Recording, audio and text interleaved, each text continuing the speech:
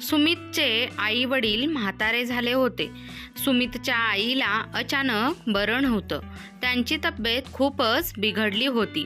त्यानंतर सुमितचे वडील सुमितला म्हणाले की मी तुला हात जोडून विनंती करतो, पण रखमाला दवाखान्यामध्ये घेऊन चल. त्यावर सुमित म्हणायला लागला की नाही, आईच्या रक्ताने माझी गाडी खराब होईल असं सांगून त्याने हात झटकले. तेव्हा बायकोचा जीव वाचविण्यासाठी वृद्ध नवऱ्याने तिला हातगाडीवर बसवून हॉस्पिटलकडे धाव घेतली. घरी आल्यानंतर नेमकं काय झालं? सुमित, पटकन दार उघड. तुझ्या आईला काय झाले कुणास ठाऊक. तिला अचानक रक्ताच्या उलट्या होऊ लागल्या आहेत. सुमित, दार उघड बाळा. शामराव त्यांच्या मुलाच्या खोलीचा दरवाजा वाजवत ओरडत होते.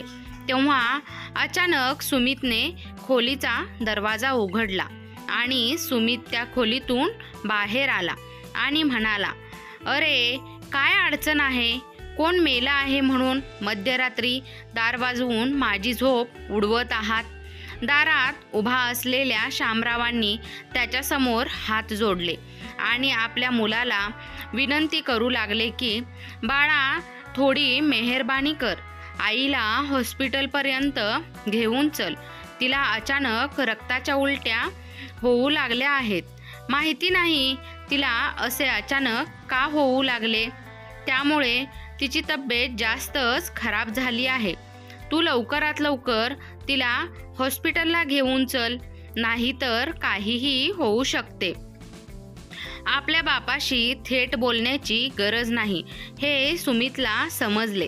म्हणूनच तो म्हणाला, एवढ्या मध्यरात्री मी या म्हातारीसाठी माझी झोप खराब करू का? जेव्हा मला नोकरी लागली नव्हती तेव्हा तुम्हीच मला माझ्या बायको मुलासह वेगळे केले होते आणि आता मदतीची भीक मागत माझ्या दारात आला आहात. चला बघतो. तेवढ्यात सुमितची बायको रूपा रूममधून बाहेर येते. म्हणते, काय बघतो? तुम्ही कुठे जाणार नाहीत. गुपचूप खोलीमध्ये येऊन आराम करा. मध्यरात्रीची वेळ आहे. सकाळी उठून ऑफिसला सुद्धा जायचे आहे. यांचे काय? यांना काही कामधंदा नाही. तुम्ही तर एवढे फ्री नाही आहात ना. तुम्हाला तर कामं आहेत, तरी सुद्धा पटकन बाहेर आलात. हे देवा, कधीपर्यंत मी तुम्हाला समजावत राहू? आता चला आतमध्ये. यांना जे काही करायचे असेल ते करतील. तसेही आपल्याला यांच्याशी काही देणे घेणे नाही.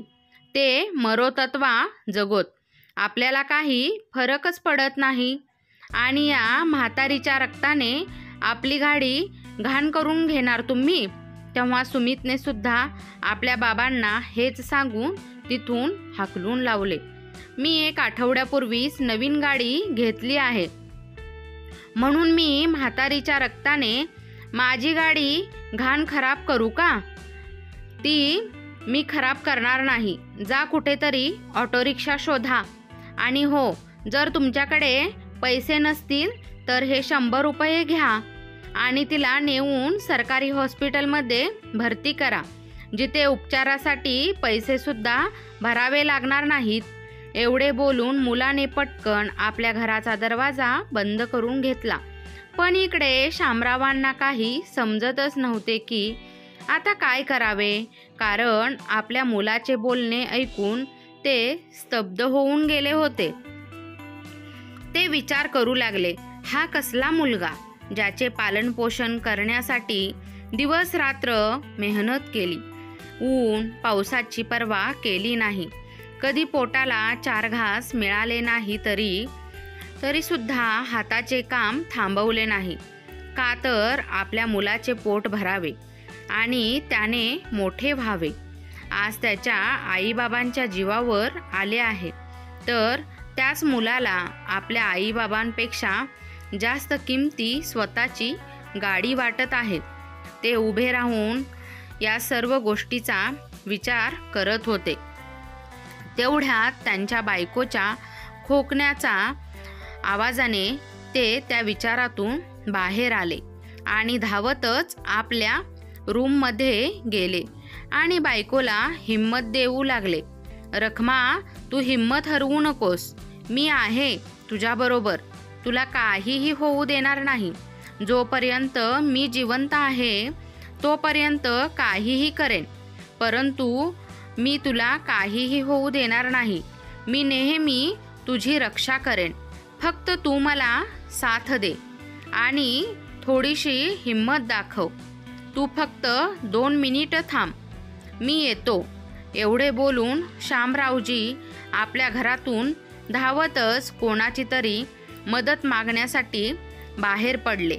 जेव्हा ते घरातून बाहेर पडले तेव्हा ते इकडे तिकडे फिरू लागले. पाहू लागले की मदतीसाठी कोणाला बोलावू, पण जिथे स्वतःचा मुलगा असताना मदत करण्यासाठी तयार नव्हता, तर ते आता कोणासमोर हात पसरणार होते. तेवढ्यातच रस्त्यावर एक हातगाडीवाल्याची गाडी त्यांना दिसली, जी एका छोट्याशा लोखंडी साखळीने बांधून ठेवली होती. हिम्मत करून शामरावांनी त्या साखळीला तोडण्याचा प्रयत्न केला. त्यांचे नशीब चांगले होते की साखळी गंजून कमकुवत झाली होती. त्या साखळीवर 2-4 दगडाचे घाव घातल्यानंतर ती तुटली. तेव्हा शामराव धावतच आपल्या घरात गेले आणि रखमाताईंना आपल्या खांद्यावर उचलून त्या हातगाडीपर्यंत घेऊन गेले. मग बायकोला हातगाडीवर ठेवून ते हॉस्पिटलकडे निघाले. पूर्ण रस्त्यामध्ये क्षणोक्षणी शामरावांचा जीव निघून जात होता, कारण त्यांना याच गोष्टीची भीती होती की आपल्या अर्धांगिनीने आपली साथ सोडायला नको, आणि त्यामुळेच आपल्या मनातील भीती कमी करण्यासाठी ते सतत रखमाताईंबरोबर बोलत होते. रखमा, तू हिम्मत हरू नकोस. मी तुझ्याबरोबर आहे. बघ, आपण थोड्याच वेळात हॉस्पिटलमध्ये पोहोचू. तुला काहीही होणार नाही. मी तुला काहीही होऊ देणार नाही. तू परेशान होऊ नकोस. फक्त थोडी हिम्मत ठेव. आता काही वेळातच आपण हॉस्पिटलमध्ये पोहोचू. सतत याच गोष्टी शामराव आपल्या बायकोला सांगून हिम्मत देण्याचा प्रयत्न करत होते, पण खरं तर ते स्वतःची हिम्मत वाढवत होते. जोपर्यंत आपल्या बायकोच्या विव्हळण्याचा आवाज येत होता, त्या आवाजावर ते आपले पावले जोरजोरात उचलत होते. पण जसा जसा त्यांच्या बायकोचा आवाज कमी होत जात होता, तसा तसा त्यांचा जीव सुद्धा निघून जात होता. अशा परिस्थितीत सुद्धा 15 मिनिटाचे अंतर शामरावांनी 7 ते 8 मिनिटातच पूर्ण केले होते. हॉस्पिटलमध्ये पोहोचल्यानंतर त्यांनी लगेचच कंपाऊंडरला आवाज द्यायला सुरुवात केली. त्यांच्या आवाजाने कंपाऊंडर सुद्धा धावतच पुढे आला. रखमाताईंना अशा रक्ताच्या थारोळ्यात पाहून त्याने लगेचच त्यांना इमर्जन्सी वॉर्डमध्ये शिफ्ट केले. रखमाताईंना अचानक रक्ताच्या उलट्या आणखीन होऊ लागल्याने त्यांचे पूर्ण कपडे रक्ताने माखले होते. त्यांना इमर्जन्सी वॉर्डमध्ये नेण्यात आल्यानंतर लगेचच त्यांच्यावर उपचार चालू करण्यात आले. तर इकडे शामराव बाहेर हात जोडून देवाकडे एवढीच प्रार्थना करत होते की, हे प्रभू, माझ्या जीवनाचा एकमात्र आधार म्हणजे माझी बायको आहे. तिला माझ्यापासून दूर करू नकोस. जोपर्यंत माझे जीवन आहे तोपर्यंत मला तिची साथ लाभू दे. या जगात माझ्या बायकोशिवाय माझे कोणीही नाही. तिच्या विना मी एकटा पडेल. देवाची प्रार्थना करत बसलेले शामराव आता रडू लागले होते. रडतच ते देवाकडे आपले म्हणणे प्रार्थनेच्या रूपात मांडत होते. तेव्हा मला काहीही झाले तरी चालेल, परंतु माझ्या बायकोला बरे कर, माझे आयुष्यसुद्धा तिला दे. मग थोड्याच वेळात नर्सने शामरावांना आवाज दिला. शामराव जेव्हा त्या नर्सजवळ गेले तेव्हा तिने त्यांना समजावून सांगितले की तुमच्या बायकोचे ऑपरेशन करावे लागेल. ऑपरेशनमध्ये त्यांच्या जीवाला धोका आहे, त्यामुळे काही पेपर्सवर तुम्हाला सह्या कराव्या लागतील.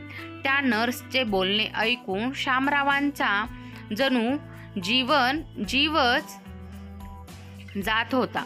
परंतु आता त्यांच्याकडे दुसरा कोणताही मार्ग नव्हता. म्हणून आपल्या बायकोला वाचवण्यासाठी त्यांनी पटकन त्या पेपर्सवर सह्या केल्या आणि त्या नर्ससमोर हात जोडून म्हणू लागले, बाळा, माझ्या बायकोला वाचव, तिच्याशिवाय माझे दुसरे कोणीही नाही. तेव्हा ती नर्स आतमध्ये जाता जाता एवढीच म्हणाली की आजोबा, तुम्ही देवाची प्रार्थना करा, मग तुमच्या बायकोला काही होणार नाही. आम्ही आमच्याकडून पूर्ण प्रयत्न करू की त्यांना काहीही व्हायला नको. एवढे बोलून ती नर्स आतमध्ये निघून गेली.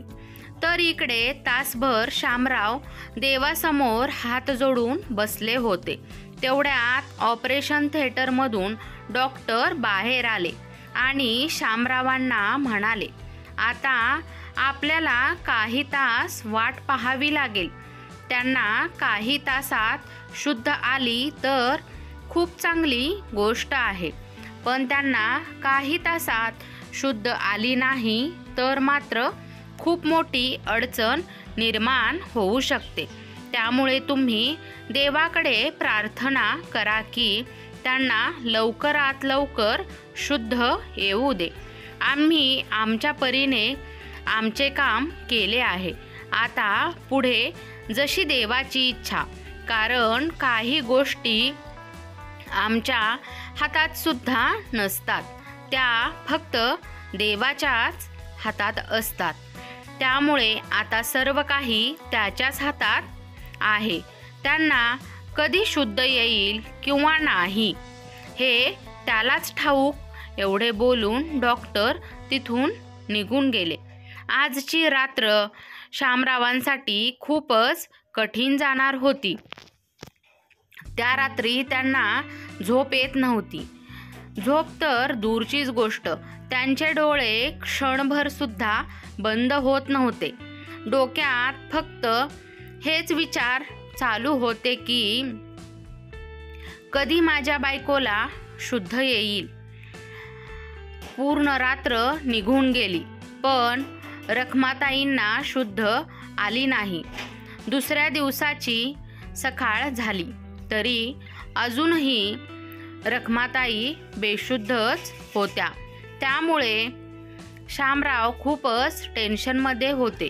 तेव्हा त्यांच्या मनात एक विचार आला की एक फोन करून आपण आपल्या मुलींनाही बातमी कळवावी. मुलगा नाही, पण कमीत कमी मुली तरी आपल्या आईच्या वाईट काळात तिच्याबरोबर राहतील.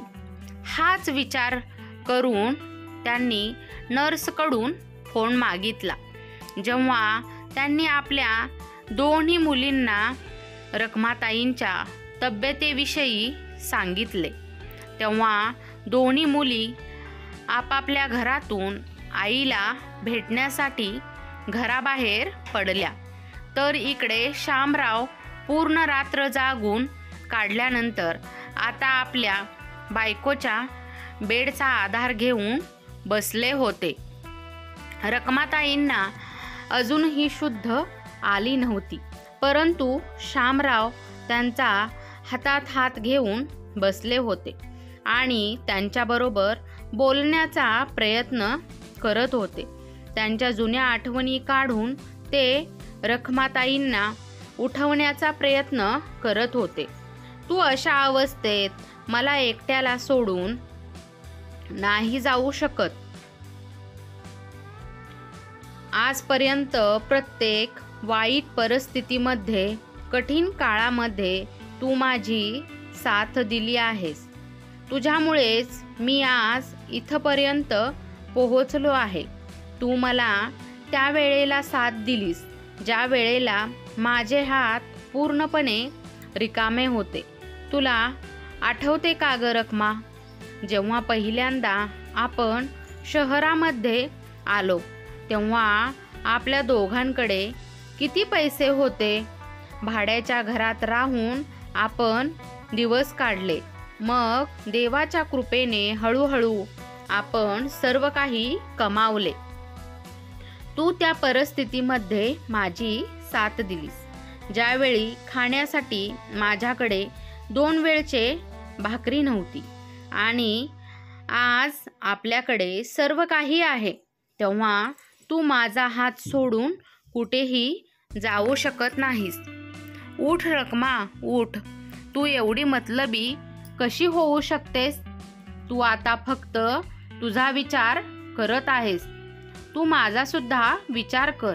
जर तुला काही झाले तर विचार कर, माझे काय होईल? मला तर कोणी भाकरी देणार सुद्धा नाही. तुझी सूनबाई तर आपले तोंड सुद्धा पाहिला तयार नाही. मग ती काय मला भाकरी भाजून देणार? तुझा मुलगा आणि सून दिवस रात्र मला चपलांचा मार देतील. तुला काय वाटते की मी तो चपलांचा मार खाऊन त्यांच्या दारात पडून राहू? 2 वेळचा चहा आणि भाकरीच्या लालचेसाठी तू असताना मला कोणाचीही गरज नाही आहे. फक्त तू बरी हो रखमा. खरंच तू आपल्या नवऱ्याला अशा परिस्थितीत पाहू शकतेस? शामराव आपल्या बायको बरोबर असे बोलत होते की जसे काही त्या सर्व ऐकत आहेत आणि कदाचित तसेच घडले असावे. त्यांच्या प्रयत्नामुळे रखमाताई प्रत्यक्षात त्यांचे बोलणे ऐकत होत्या. सर्व बोलणे नाही, परंतु त्यांच्या काही गोष्टी त्यांनी ऐकले असाव्यात. कारण शामराव त्यांच्या बायकोच्या हातात त्यांच्या हातात धरतात त्यावेळी हळूहळू रखमाताईंच्या हातांची बोटांची हालचाल सुरू होऊ लागते.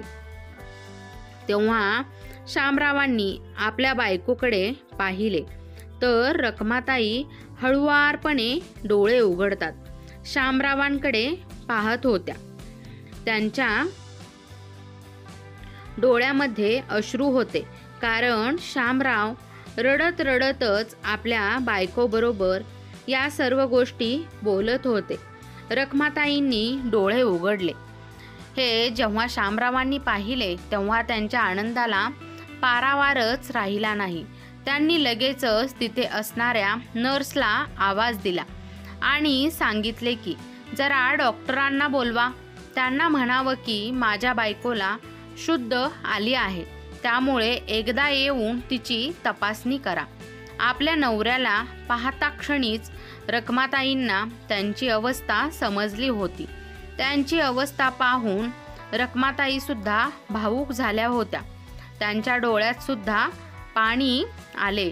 पण आता रखमाताईंच्या तोंडावर ऑक्सिजनचा मास्क लावला होता, त्यामुळे त्या काहीही बोलू शकत नव्हत्या. परंतु शामरावांनी जेव्हा त्यांच्या डोळ्यामध्ये अश्रू पाहिले तेव्हा त्यांनी त्यांच्या डोळ्यातून अश्रू पुसले आणि म्हणाले, बस झालं रखमा, रडण्याचे दिवस आता संपले आहेत. आता सर्व काही चांगले होईल. तूच मला सांगायचीस ना की योग्य वेळी योग्य निर्णय घ्या, परंतु मी मुलाच्या प्रेमामध्ये आंधळा होत चाललो होतो. आता फक्त तू बरी होऊन घरी चल, मग बघ मी कसे सर्व काही ठीक करतो. चल तू आता परेशान होऊ नकोस. तू आता आराम कर. डॉक्टर साहेब येतच असतील. तेवढ्यातच डॉक्टरसुद्धा तिथे पोहोचले.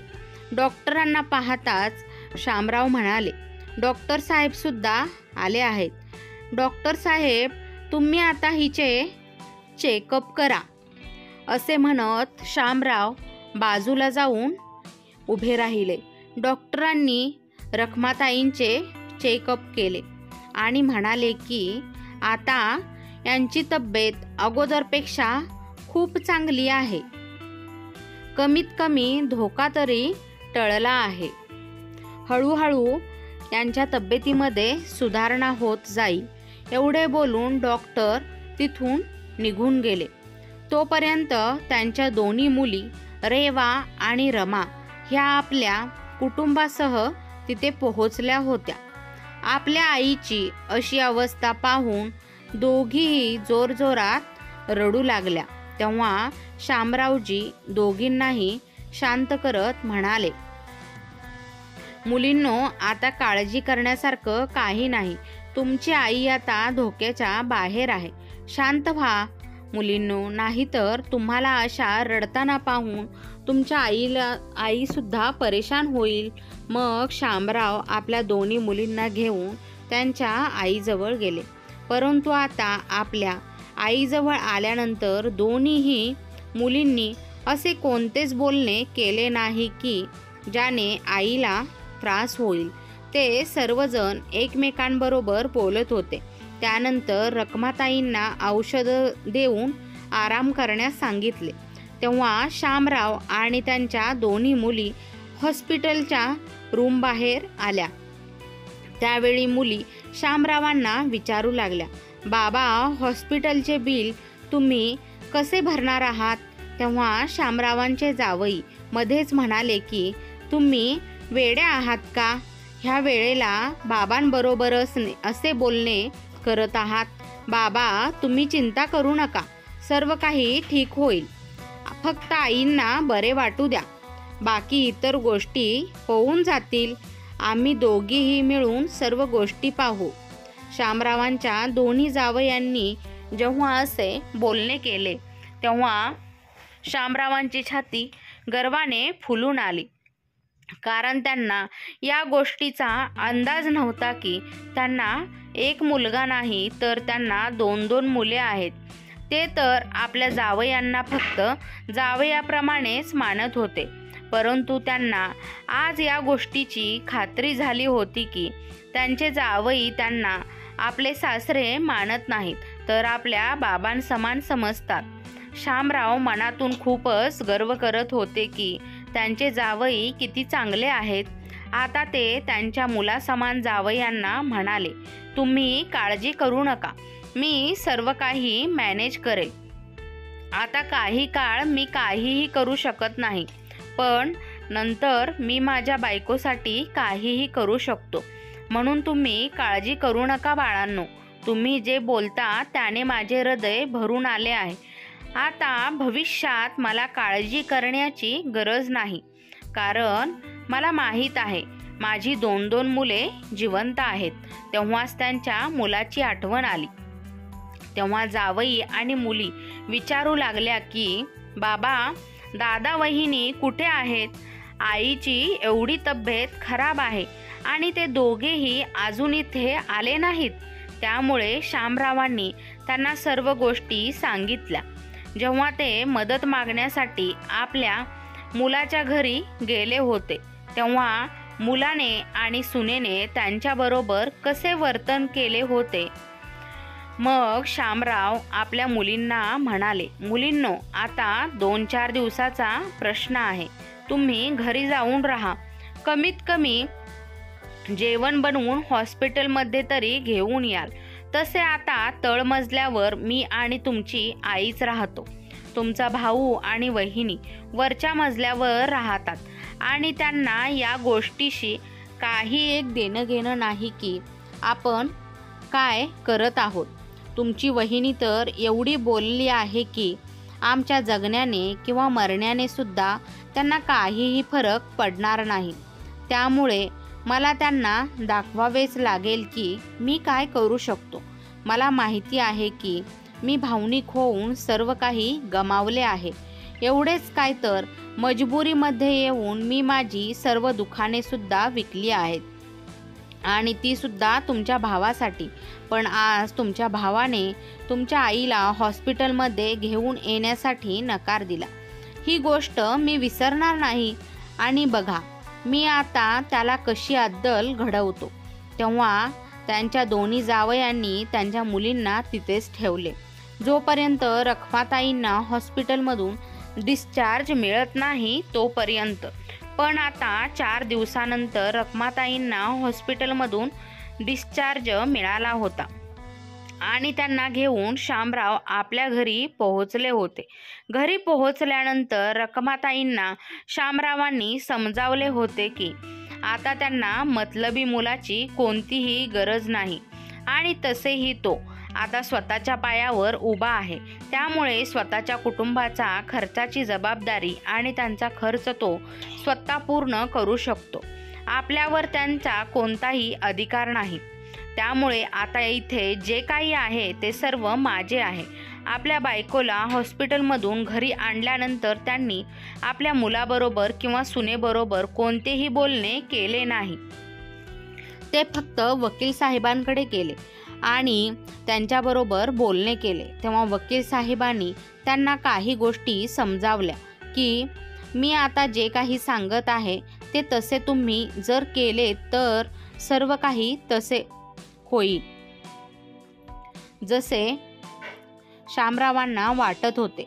परेशानी या गोष्टीची होती की ते अचानकपणे आपल्या बायकोला एवढे मोठे सरप्राईज देऊ शकत नव्हते. म्हणून त्यांनी हळूहळू आपल्या बायकोला ही गोष्ट समजावली की त्यांचा मुलगा त्यांच्यासोबत राहण्यासाठी लायक नाही आणि जर का आपण त्यांच्याजवळ राहिलो तर तो आपल्याला सोडणार नाही. तो आपल्याला बर्बाद करून ठेवेल जसे त्याने आतापर्यंत आपल्याला बर्बाद केले आहे. खरं तर रखमाताई आणि शामराव जेव्हा शहरात आले होते तेव्हा ते सुरुवातीला भाड्याच्या घरात राहत होते. जशा सर्वांना अडचणी येतात तशा त्यांना सुद्धा अनेक अडचणींना सामोरे जावे लागले होते. पण हळूहळू त्यांनी कष्ट करून पैसा गोळा केला आणि स्वतःचे घरही खरेदी करण्याचा प्लॅन केला. घर खरेदी केल्यानंतर त्यांनी विचार केला की कोणाचे तरी दुकानसुद्धा खरेदी करूया. मग त्यांनी जे दुसरे घर खरेदी केले त्यामध्ये त्यांनी 4 दुकान बनवले होते. कारण भविष्यामध्ये कोणत्याही गोष्टीची परेशानी यायला नको. आणि आपल्या राहत्या घरात त्यांनी 2 मजले बनवून घेतले होते. आता त्यांच्या पहिल्या मजल्यावर त्यांचा मुलगा राहत होता आणि तळमजल्यावर ते स्वतः राहत होते. सुरुवातीला त्यांनी पहिला मजला भाड्याने दिला होता. त्या पैशातून त्यांचा घर खर्च भागवत होते. कारण त्यांनी जेव्हा घर खरेदी केले होते तेव्हा त्यांची आर्थिक परिस्थिती थोडी कमजोर झाली होती. परंतु त्याच वेळेला त्यांच्या मुलाच्या डोक्यात नक्की कोणते भूत सवार झाले माहिती नाही आणि त्याने शिक्षणासाठी परदेशात जाण्याचा हट्ट केला. पण तो एवढा हुशारच नव्हता की आता शामरावांचा एवढा बजेटसुद्धा नव्हता. म्हणून त्यांनी आपल्या मुलाला समजावले की तू याच शहरामधील कोणत्या तरी चांगल्या कॉलेजमध्ये ॲडमिशन घेऊन तू तुझे शिक्षण पूर्ण कर. पण त्याच्या डोक्यात परदेशात जाण्याचे जे भूत चढले होते ते उतरण्याचे नावच घ्यायला तयार नव्हते. त्याने रागातच येऊन 1-2 दिवस जेवणच केले नाही. शेवटी मजबुरीने त्या लोकांनी त्याला शिक्षणासाठी परदेशात पाठवले. त्यामुळे त्यांच्यावर खूपच कर्जसुद्धा झाले. कारण त्याच वेळेला शामरावांनी घरसुद्धा घेतले होते आणि दुसऱ्या बाजूला दुकान तयार करण्याचे कामसुद्धा चालू असल्यामुळे खूपच पैसे लागत होते. अशा वेळेला जेव्हा मुलाची बारी आली तेव्हा तो आपल्या आईवडिलांना समजावून घेण्याऐवजी हट्ट धरून बसला आणि त्यामुळेच मजबुरीने त्यांना त्याचे म्हणणे मान्य करावे लागले आणि त्याला परदेशात जाण्याची मंजुरी दिली. सोबतच त्याला खर्चासाठी लागणारे पैसे आणि वर्षाकाठी त्याला लागणारी फी दिली. त्यासाठी त्यांना लोन घ्यावे लागले आणि त्यामुळे त्यांच्यावरचे कर्ज खूपच वाढले.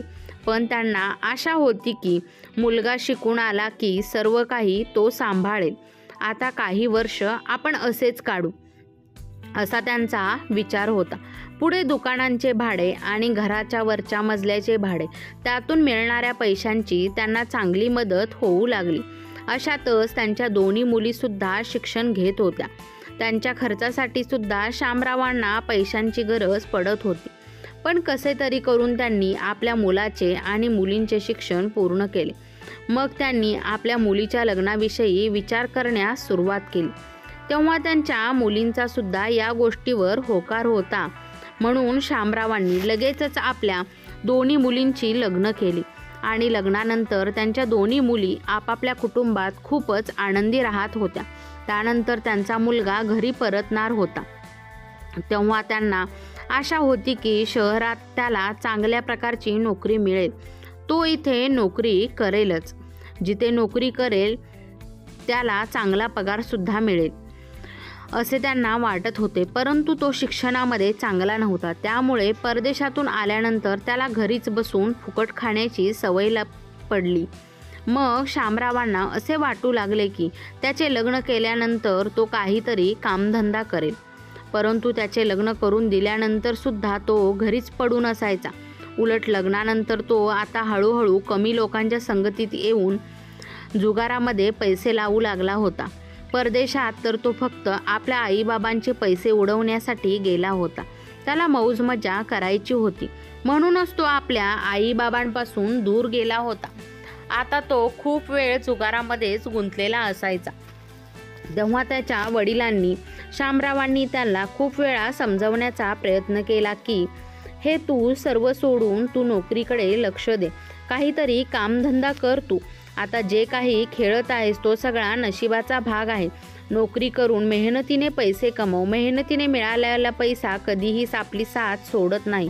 पण तो शामरावांचे काही ऐकण्यास तयार नसायचा. तो तर त्याच्या बायकोचे सर्व हट्ट पूर्ण करत होता. कारण तो जेव्हा केव्हा जुगारामध्ये जिंकून यायचा तेव्हा तो आपल्या बायकोसाठी महागडे गिफ्ट घेऊन यायचा. तर कधी तो तिला कुठे फिरायला घेऊन जायचा, तर कधी शॉपिंगला घेऊन जायचा. या सर्व गोष्टीमुळे त्याची बायको खूपच खुश होती. पैसा कुठून येतो, कसा येतो, चुकीच्या मार्गाने येतो की चांगल्या मार्गाने येतो याच्याशी तिला काही एक देणे घेणे नव्हते.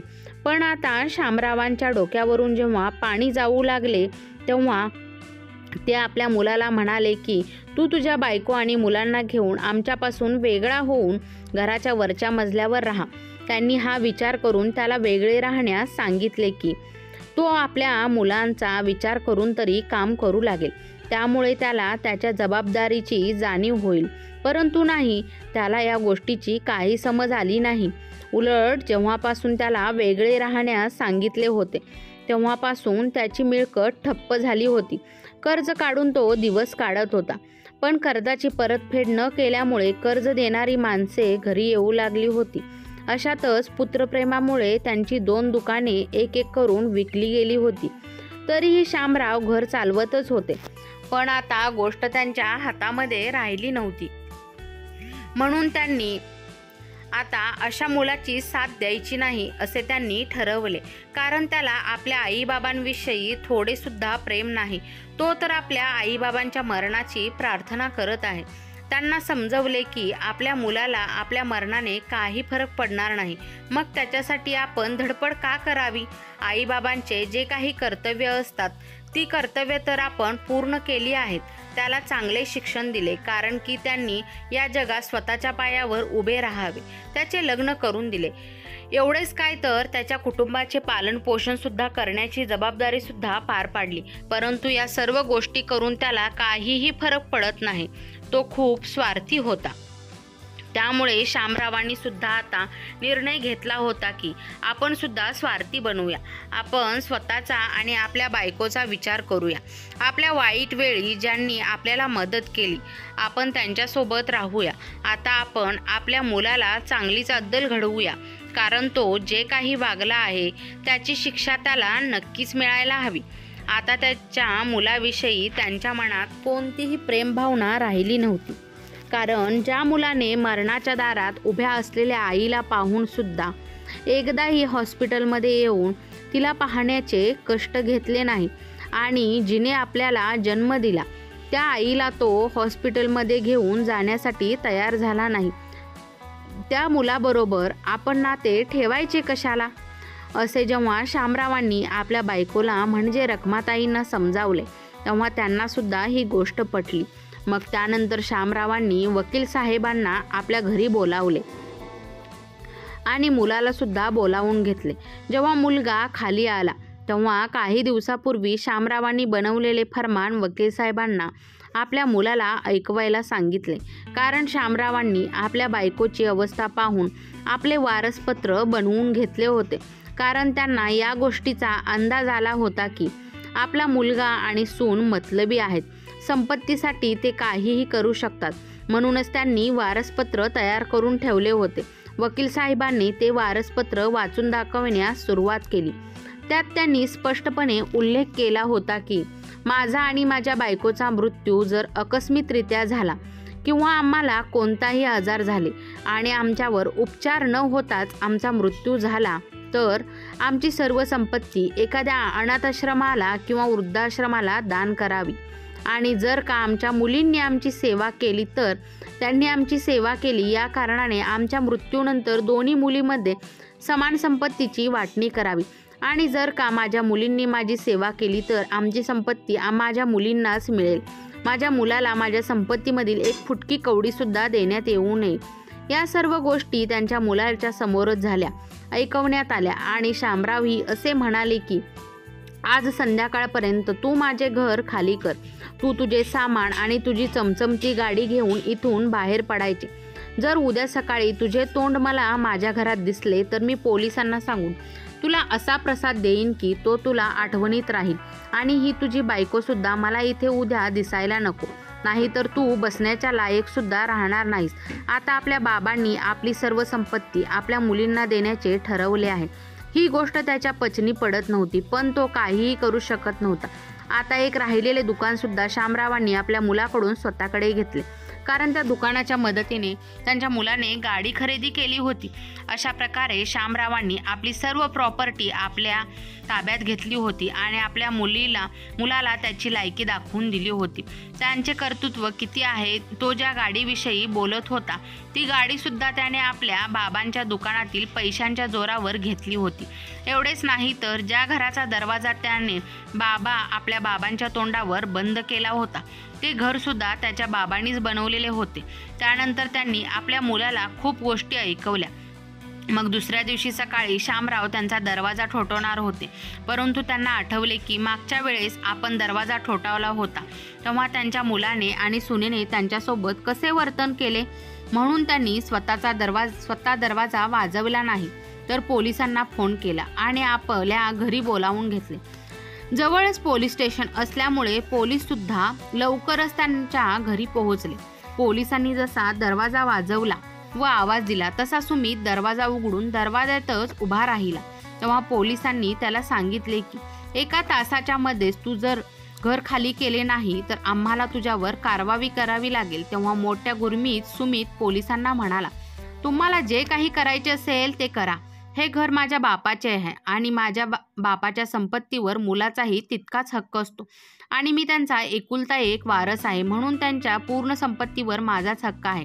त्याचे हे बोलणे ऐकून पोलिसांना खूप राग आला. त्यांनी त्याची कॉलर पकडली आणि त्याला शेड्यावरूनच खाली खेचत आणले. तेव्हा त्याच्या मागे मागे त्याची बायकोसुद्धा खाली आली. तेव्हा शामराव आणि रखमाताईंनी समोरच पोलीस त्याला म्हणाले, हा फक्त ट्रेलर होता. जर 1 तासाच्या आतमध्ये तू घर खाली केले नाही मग बघ काय होईल. आतापर्यंत पोलिसांनी फक्त त्याला खेचत खाली आणले होते. अजून पोलिसी हिसका दाखवायचा बाकी होता. पण एवढ्यातच सुमितची सर्व मस्ती निघून गेली होती. मग काही वेळातच दोघेही नवरा बायको आपला बोजा बिस्तारा बांधून खाली आले आणि शामरावांच्या पायावर डोके ठेवून त्यांच्याकडे दयेची भीक मागू लागले. कारण सुमितला माहिती होती की तो काहीच करू शकत नाही. आजपर्यंत तो आपल्या बाबांच्या पैशावर उडत होता, पण आता लाख वेळेला माफी मागून सुद्धा शामराव त्याला माफ करण्यास तयार झाले नव्हते. त्यांचे जणू काही मन दगडाप्रमाणे झाले होते. त्यामुळेच त्या दगडावर कितीही डोके आपटले तरीही त्याला काही फरक पडत नव्हता. शेवटी त्यांच्या मुलाने आणि सुनेने नाईलाजाने ते घर सोडले आणि आता आपले पोट भरण्यासाठी ते दारोदार फिरत होते. त्यांच्या कामचुकार मुलगा ज्याला काहीही काम करायचे नव्हते, पण आता त्याला ही गोष्ट सुद्धा समजली होती की धडधाकट लोकांना भीक सुद्धा देत नाही कोणी. म्हणून त्याने आपल्या मुलाचे आणि बायकोचे पोट भरण्यासाठी आता एक छोटी मोठी नोकरी करण्यास सुरुवात केली होती. पण इकडे शामराव आपल्या बायकोसोबत मोठ्या आनंदाने आपले आयुष्य जगत होते. त्या दोघांचेही आता वय झाले होते, त्यामुळे आता त्यांच्याकडून कोणतेही काम होत नव्हते. पण त्यांची एक मुलगी आणि जावई आता त्यांच्याकडेच येऊन राहिले होते, कारण त्यांना शामरावांची आणि रखमाताईंची काळजी घ्यायची आहे. आता शामराव आणि रखमाताई आपल्या मुली आणि जावयासोबत खूप खुश आहेत आणि एक चांगले जीवन जगत आहेत. आता रखमाताईंच्या तब्येतीमध्ये सुद्धा चांगली सुधारणा झाली आहे, त्यामुळे त्यासुद्धा आपल्या नातवंडांसोबत मोठ्या आनंदाने जीवन जगत आहेत. पण एका आईचे हृदय हे कधीही आपल्या मुलाला विसरू शकत नाही. या कारणाने रखमाताईंना आपल्या मुलाची आठवण तर येतेच, पण त्याच्या काही हरकतीचा विचार केला जेव्हा त्यांच्या मनात येतो तेव्हा आजही त्यांचे मन भरून येते. पण शामराव रखमाताईंना आधार देऊन उरलेले आयुष्य सुखाने जगण्याचा सल्ला देतात. अशा तऱ्हेने ते दोघेही वयोवृद्ध एकमेकांचा आधार बनून शेवटच्या काळात सुद्धा आनंदाने जीवन जगत आहेत. तर मित्र आणि मैत्रिणींनो, शामरावांची आपल्या मुलाला शेवटची संधी देऊन त्याला माफ करायला हवे होते का, की त्याला मिळालेली शिक्षा योग्यच आहे? याविषयी आपले मत काय आहे? आपण म्हणतो ना, मुलगाच वंशाचा दिवा असतो, पण असे काही नसते. मुलापेक्षा मुलगी बरी, दिव्यापेक्षा पणती बरी, ही म्हण इथे लागू पडते. त्यामुळे मुलाला ज्या वेळेस जे शिक्षण द्यायचे आहे, जे संस्कार द्यायचे आहेत, जिथे कामाला लावायचे आहे, ते सर्व काही ज्या त्या वयातच केले पाहिजे. तरच आपल्या हातात काहीतरी उरतं, नाहीतरी आपल्याला त्यांच्यावरच अवलंबून राहावं लागतं. तर मित्र आणि मैत्रिणींनो, तुम्हाला आजची कथा कशी वाटली? कथा आवडली असल्यास चॅनलला लाईक, शेअर, सबस्क्राईब नक्की करा. वेळात वेळ काढून कथा ऐकल्याबद्दल, वाचल्याबद्दल तुम्हा सर्वांचे मनपूर्वक धन्यवाद.